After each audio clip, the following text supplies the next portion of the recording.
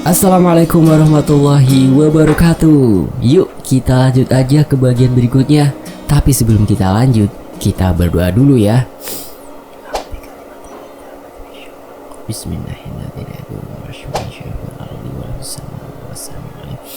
Allahumma sholli ala Sayyidina Muhammad sallallahu alaihi wasallam. Oke teman-teman, ini dia kelanjutannya.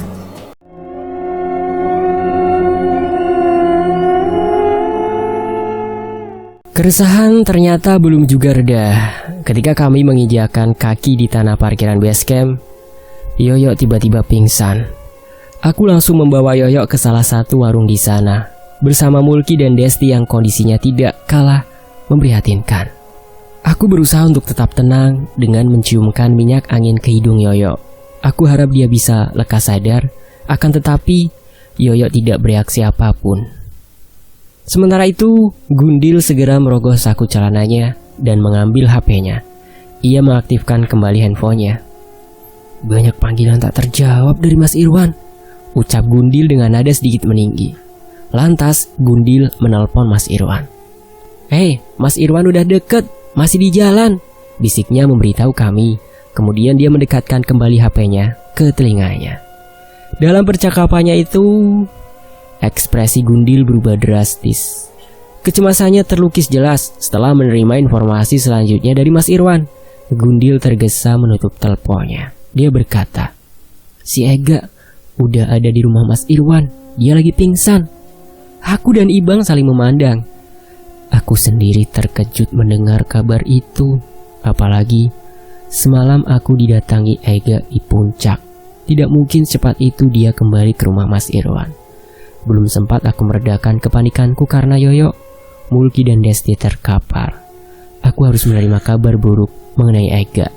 Kenapa dia? Begitu melihat mobil Mas Irwan memasuki kawasan basecamp, Gundil bergegas berlari menghampiri mobil tanpa parkir. Gundil memberi isyarat dari jauh untuk segera masuk ke dalam mobil. Tanpa pikir panjang, aku mengangkat tubuh Yoyo untuk dapat segera didudukan di dalam mobil. Begitupun dengan Ibang dan Kucai. Mereka mengangkat tubuh Mulki dan Desti, lalu mendudukannya secara bersilangan di dalam mobil. Yoyo kududukan di kursi tengah. Tubuhnya begitu lemas, sehingga sangat sulit untuk didudukan. Sementara Mulki dan Desti ditaruh di belakang. Beruntung, dalam kondisi serba tertekan seperti ini, Mas Irwan memasang roof rack, tempat untuk menyimpan barang yang tersimpan di atap mobil, sehingga carrier-carrier dapat ditumbuk di sana, dan kami bisa lebih fokus terhadap Yoyo, Mulki, dan Desti yang sedang berada dalam keadaan tidak sadar. Tak menunggu lama lagi, roda-roda mobil melaju perlahan menuruni area basecamp.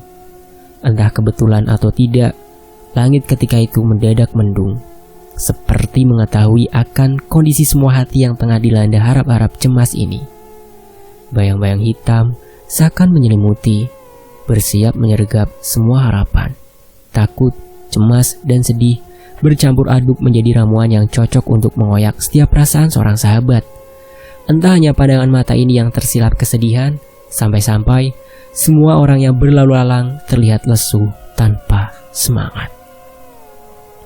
"Teman-temanmu kenapa, Gun?" tanya Mas Irwan kepada sang adik yang duduk di sampingnya. Gundil terlihat kikuk. Dia bingung mau menjawab apa. Mereka cuma kelelahan aja mungkin, Mas," jawabku sekenanya. "Kita ke rumah aja dulu. Kebetulan di sana udah ada Ega juga. Kondisinya gak beda jauh sama teman-teman kamu yang pingsan ini," ujar Mas Irwan. Aku sendiri sudah tidak kaget mendengar kabar Ega sudah berada di rumahnya. Aku memang berniat ke sana, melihat betul-betul kondisinya yang sedang menurun. Ega itu beruntung, dia masih hidup. Perkataan Mas Irwan dibarengi hembusan nafas penyesalan. Ia mengecap. "Maksud Mas?" tanya Gundil. "Nanti saja Mas ceritain," jawab Mas Irwan. Suara mobil menderu mengikuti alunan perasaan. Raut wajah Yoyo sudah nampak sedikit berbeda. Aku mencoba menggoyahkan tubuhnya, namun masih tak ada reaksi darinya. Dalam keadaan masih tidak sadarkan diri, Desti mendadak mendesak. Semua mata terbelalak, saling memandang satu sama lain. Gundil sampai terperanjat berbalik ke belakang untuk melihat Desti yang bergeliat. Des, hei, lu kenapa? Ibang menggoyangkan tubuh Desti. Dia terus saja mendesah lalu terlelap kembali. Kuusap wajahku, gigiku beradu. Apa Desti tengah mimpi basah? Maluku tak tertahankan. Aku tak bisa membayangkan jika Mas Irwan seketika menertawakan kejadian itu. Tapi matanya tetap fokus ke jalanan, memburu waktu untuk cepat sampai ke rumah. Mungkin juga ia mengerti dengan perasaan kami. Mulkis ketika terbangun. Dadanya kembang kembis begitu cepat. Wajahnya begitu jelas tergurat kepanikan. Otot-otot tubuhnya mengejang. Matanya memerah. Mulki menangis histeris. Mas Irwan mendadak menginjak rem. Ia terkejut dengan suara teriakan Mulki. Beruntung kondisi jalan saat itu sedang kosong. Jangan! Mulki memeluk erat Desti yang berada di sampingnya. Semua mata masih tertuju ke jok belakang mobil. Ada apa, Ki? Tanya Ibang. Jangan perkosa pacar saya. Mulki semakin erat memeluk Desti sambil terus histeris. Ada apa ini? Mengapa suasana menjadi kacau begini? Apa yang dimaksud Mulki dengan perkosa? Ibang, Kucai, aku, dan Gundil masing-masing sudah menanyakan ada apa kepada Mulki. Akan tetapi dia tetap saja tidak menjawab. Mulki masih terus memeluk erat Desti yang masih tak sadarkan diri. Mas Irwan menginjak kembali tuas gas mobil. Mobil berjalan perlahan. Dalam situasi yang serba membingungkan, aku terus menatap Mulki yang mendekap Desti. Ada orang yang gede banget mau merkosa pacar gue, Dip. Mulki meracau dengan tatapan kosong. Fokus matanya hilang. Kelopak matanya perlahan menutup. Racauan itu seperti sengaja ditujukan untuk memberitahuku sesuatu. Ibang menghapuskan air mata dan lendir yang keluar dari hidung Mulki. Aku menempelkan dahiku ke sandaran jok, berusaha mencerna apa yang dimaksud Mulki. Gendruwo kali, Dip. Mas Irwan membangunkan lamunanku. Maksudnya, Mas? Tanyaku seraya membalikan badan ke arah depan. Iya, gendruwo, jin yang suka merkosa cewek. Kalian udah jagain Desti bener-bener kan? Tanya orang yang sedari tadi duduk di belakang kemudi mobil. Iya, kita udah maksimal ngejagain dia, Mas. Jawab kuku. Tak ada tanggapan lain dari Mas Irwan. Mataku tertuju menatap langit-langit mobil. Bayangan-bayangan tak jelas menghujam kepalaku. Ada apa dengan ini semua? Apa mungkin hal barusan hanya sebuah bunga tidur? Aku rasa demikian. Karena siapapun dalam keadaan sangat kelelahan, mereka akan bermimpi di luar dugaan. Mataku melirik ke samping, tempat Yoyo tak sadarkan diri. Aku memeriksa suhu tubuhnya, masih sedikit panas. Aku berharap reaksi darinya seperti Mulki dan Desti. Sekedar ingin memastikan kalau Yoyo pun sebenarnya baik-baik saja. Hanya kelelahan seperti halnya sepasang kekasih yang duduk di belakang bersama Ibang. Namun tak ada reaksi dari Yoyo. Tubuhnya hanya bergerak otomatis terbawa haluan mobil. Suasana mendadak sepi. Nafas-nafas terdengar panjang. Suara dengkuran khas Ibang memenuhi seisi ruangan mobil. Aku bergerak dan memastikan memang benar. Semua sudah terlelap kecuali aku dan Mas Irwan. Menyadari aku yang celingukan, Mas Irwan berkata, "Tidur aja, Dip. Nanti Mas bangunin kalau udah sampai rumah." Kembali kusandarkan kepalaku di jok mobil. Kulirikan kembali mataku ke arah Yoyo. Namun tetap tak ada pertanda apa-apa darinya. Hingga pada akhirnya aku pun ikut terlelap. "Dip, bangun!" Mas Irwan membangunkanku. Mataku masih susah untuk terbuka. Sementara di belakang, Iba memintaku untuk cepat keluar. "Dip, buruan. Celana si Desti udah banyak banget darah," ucap Ibang sembari menepuk-nepuk bahuku. Aku yang belum cukup tenaga untuk keluar sambil menggotong Yoyo, meminta Kucai untuk mengambil alih keadaan. Kulihat, sepertinya Kucai sudah terbangun dari tadi. Kucai membawa Yoyo keluar mobil, sementara kulipat kursi tengah mobil untuk memudahkan Ibang membawa Desti ke dalam rumah. Ibang membawa tubuh Desti dengan penuh kehati-hatian. Nampak bercak warna merah di area kewanitaannya sudah meluas. Gundil melangkah ke tengah mobil untuk kemudian menggotong tubuh Mulki. Ini bagian gue, tugasnya. Tegasnya. Aku mengikuti mereka yang susah payah menggotong tubuh sahabat-sahabatnya yang terkulai. Terlihat dari luar, Mbak Lis menyambut kami dengan ekspresi menohok. Langsung bawa ke atas, ke ruang keluarga, teriak Mas Irwan yang sedikit berlari menghampiri pintu masuk. Tenagaku sedikit demi sedikit sudah terkumpul kembali. Ku naiki tangga dengan perlahan, menunggu mereka yang susah payah mengatur keseimbangan. Mbak Lis pun mengikuti kami ke lantai atas. Gundil membaringkan Mulki di sebuah karpet merah bermotif bunga, diikuti oleh Kucai yang membaringkan Yoyo, dan Ibang yang membaringkan Desti.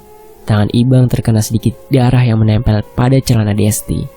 Mbak Lis tanpa ampun meminta kami untuk sementara waktu beralih ke kamar terlebih dahulu, karena katanya dia akan mengurus dan membersihkan Desti. Nak, bawain mama ember yang diisi air, pintanya kepada Niken yang ternyata mengikuti kami ke lantai atas. Pemandangan yang membuatku takjub, Mbak Lis mengajarkan sebuah rasa empati tanpa teori. Dia langsung mempraktekkannya di depan anaknya sendiri. Aku terlebih dahulu berjalan menghampiri kamar. Di sana terbaring lagi satu orang yang kukenali dari celana dan tato di betisnya. Ega? Tanyaku pada diri sendiri. Aku berlari kecil untuk memastikan.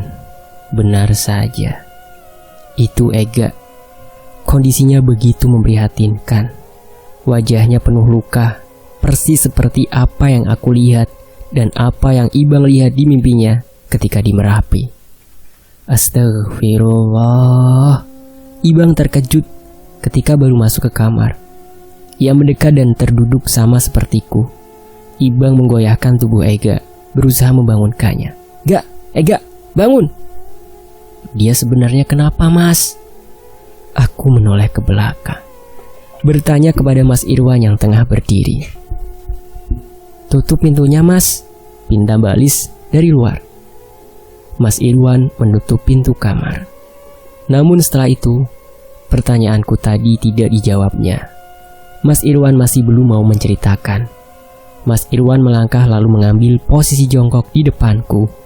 Tangannya diletakkan di atas dahi Ega yang sudah banyak luka sayatan itu, hingga darahnya sedikit membekas di telapak dan punggung tangan Mas Irwan. Nanti aja ceritanya, kalian istirahat dulu, ucap Mas Irwan tanpa membalikan badannya.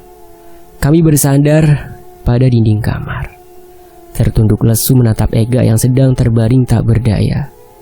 Kecemasan yang tergambar dari wajah kami belum juga habis. Mas Irwan mengelap darah-darah itu. Mas Irwan membuka kemeja flanel yang Ega kenakan.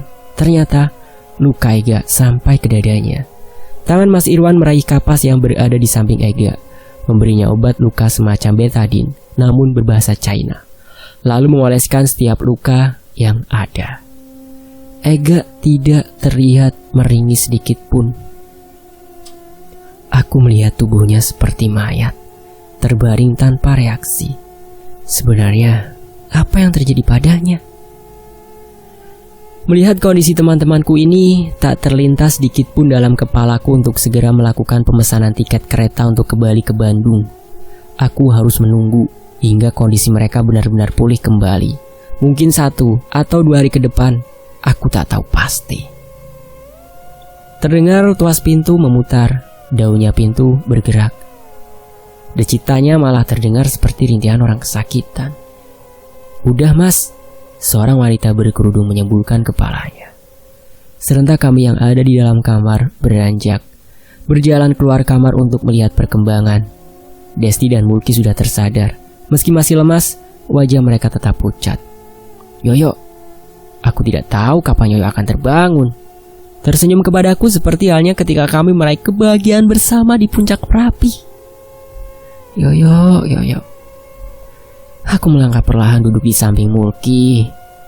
Perlu sekali kutanyakan apa yang telah terjadi padanya, tapi tak mungkin sekarang. Itu akan membuatnya semakin terpuruk. Sesekali Mulki menatap Desti. Tanpa menoleh sedikit pun, Desti tetap nyaman memegang emuk yang tergantung tali bermerek teh celup terkenal, Sariwangi. Pundaknya diselimuti, Niken berada di sampingnya, bersedia menghibur. Tatapan Desti masih kosong, matanya mengeluarkan air mata tanpa ekspresi. Ini salah gue, Dip. Ini salah gue. Mulki seketika terisak. Dia memukul-mukul kepalanya sendiri. Gue emang bajingan, teriak Mulki memekik. Mas Irwan bergegas menghampiri Mulki, mengusap pundaknya, berusaha menenangkan.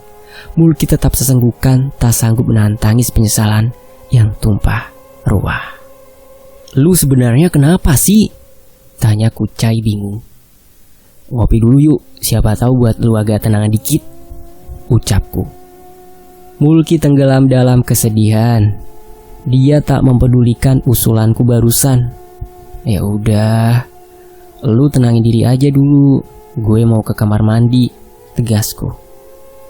Aku meminta izin kepada pemilik rumah dan sahabat-sahabatku untuk pergi ke kamar mandi. Bau yang tak dapat kutahan sendiri membuatku ingin membilasnya. Ku bawa handuk dan sabun cair dari karirku. Kemudian aku melangkah menuruni tangga menuju kamar mandi yang terletak di samping gudang. Tidak ada orang di lantai bawah. Sunyi dan sepi menyambutku. Bergegas kulangkahkan kaki menuju tempat pembilasan. Kuputar engsel pintunya. Aku masuk dan terasa kaki ini menginjak lantai basah. Hanya ada shower yang terpasang di pinggiran dinding dan ember kecil berada di bawahnya. Tidak ada bak mandi ataupun bathtub. Segera kubuka kartu penutup sabun cair yang kubawa. Kugosokkan ke seluruh tubuh. Hingga aku merasa cukup. Aku segera memutar keran. Gemercik air mengguyur tubuhku. Bau yang tadi tercium sangat kini menghilang. Kini giliranku mengguyur kepalaku. Air yang menyembur dari shower mendadak keluar pelan. Loh, apa ini? Gemercik air yang mengguyur terasa berbeda. Ia kental dan berbau anyir. Ku periksa dengan tanganku. Ku perlihatkan padaku. Ku perlihatkan pada mataku. Wah! Aku seketika terpelanting ke belakang. Ternyata yang mengguyurku itu adalah darah. Kelihatannya masih segar. Darah itu keluar menetes dari lubang shower. Kenapa, Dip? Aku menoleh ke arah pintu kamar mandi. Terdengar suara orang yang memanggilku dari luar. Ini ada Loh, tiba-tiba darah itu menghilang.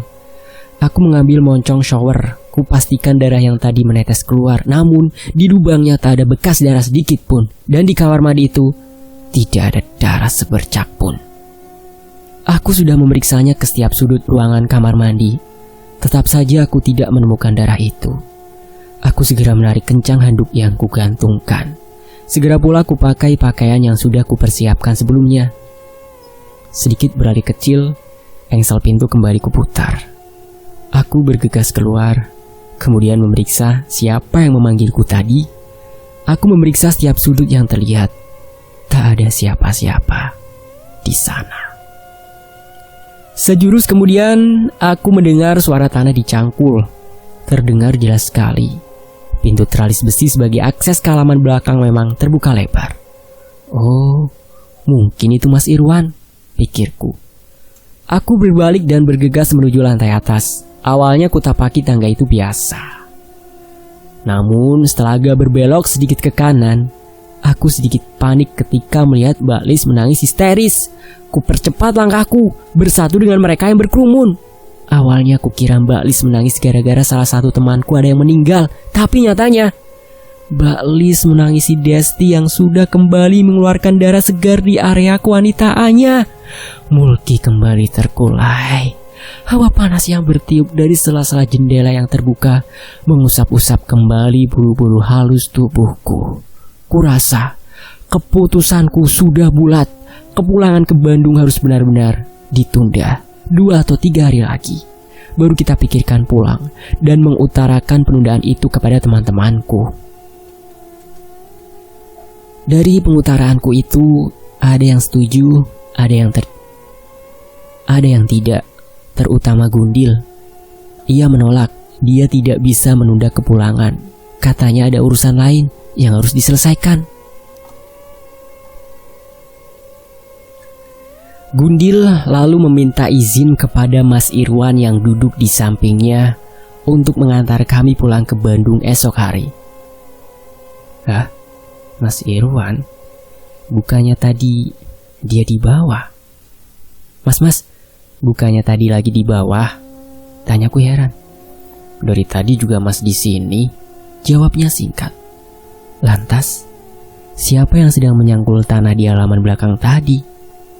Gundil melanjutkan perkataannya. Ternyata Mas Irwan mengizinkan, dan memang sebelumnya Mas Irwan sudah ada niatan untuk mengantarkan kami pulang. Kalau di Bandung kita jadi lebih enak. Mereka-mereka yang lagi pingsan ini juga jadi lebih dekat. Mereka-mereka yang lagi pingsan ini juga jadi lebih dekat sama keluarganya kan? Perkataan Gundil membuatku tersadar.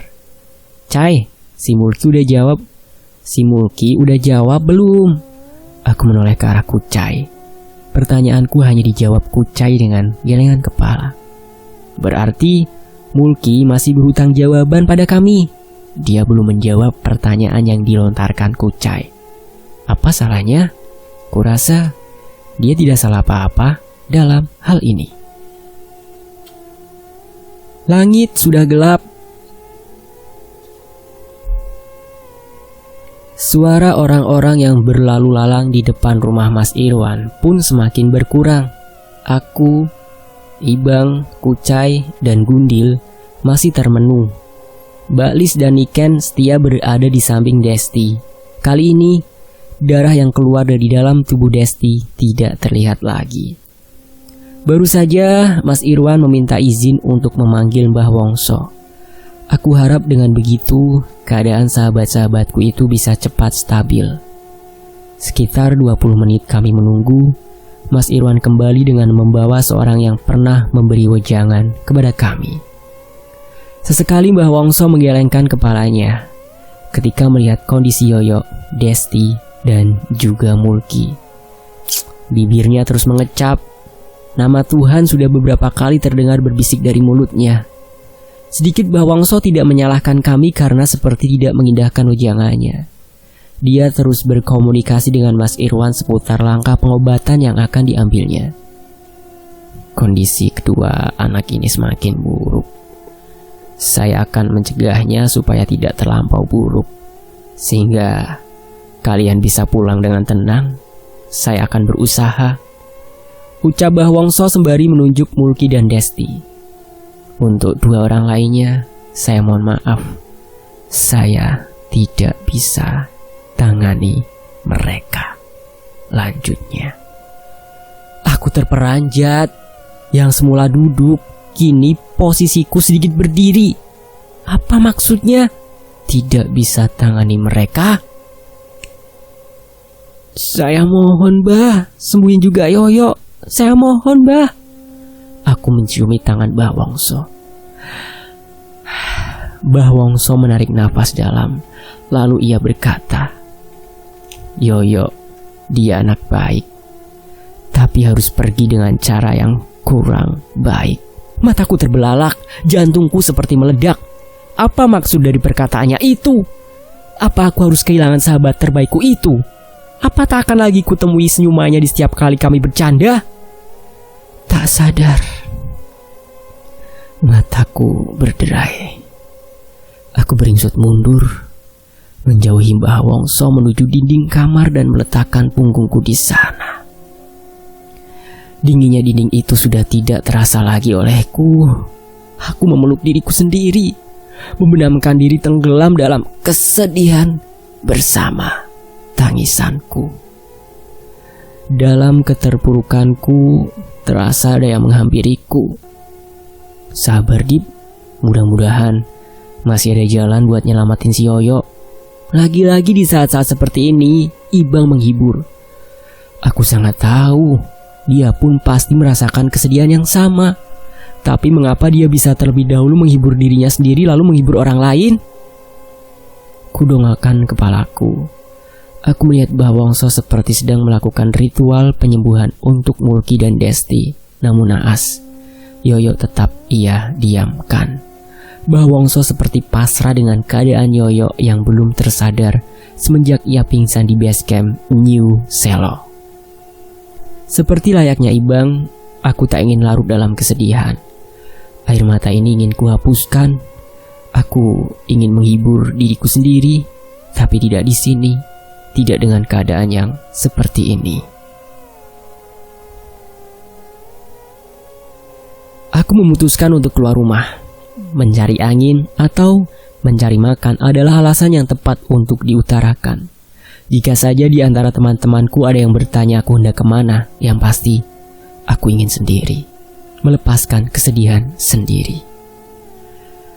Pikiranku kalut, langkahku gontai, seraya melayang. Kulangkahkan kaki menuju angkringan yang tak jauh dari rumah Mas Irwan. Aku segera duduk di sebuah kursi panjang yang kebetulan sedang kosong, memilih lesu makanan yang tersaji. Melahapnya pun dalam keadaan tak bersemangat. Makanannya pun tak habis, namun tetap ku bayar penuh. Aku berbalik memutarkan badanku menghadap jalan.